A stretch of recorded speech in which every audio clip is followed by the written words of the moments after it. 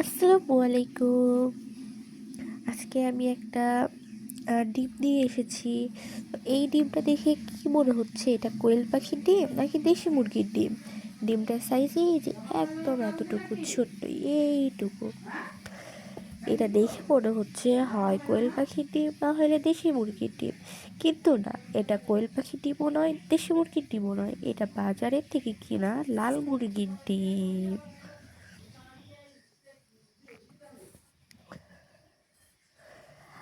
কিন্তু আমি এমন ছোট লাল ডিম কখনো দেখি নাই, কিন্তু এই ডিমটা এত ছোট দেখে মনেই হচ্ছে না যে এটা লাল ডিম বাজারের কেনা।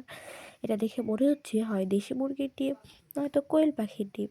তো ডিমটা এত ছোট হওয়ার কারণ কি? ডিমটা কি অপুষ্টিতে ভুগেছিল না কি কারণটা কি? আর কথা হচ্ছে, ডিমটা যদি এত ছোট হয় তাহলে ডিমের ভেতরে কুসুমটা কতটুকু হবে, আর সেটাই আমি দেখবো এখন ভেঙে।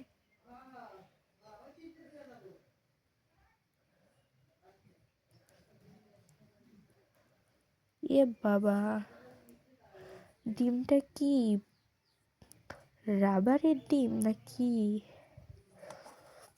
ডিমটাকে মনে হচ্ছে রাবারের ডিম, জানি না আমি এটা রাবারের ডিম কিনা। হে বাবা, ডিমের কুসুম তো অনেক বড়, একদম বড় ডিমের মতো ডিমের কুসুমটা, কিন্তু কেমন রাবার রাবার। ডিমটা অনেক রাবারের মতো লাগলো আমার কাছে, জানি না এটা খাওয়া ঠিক হবে কিনা।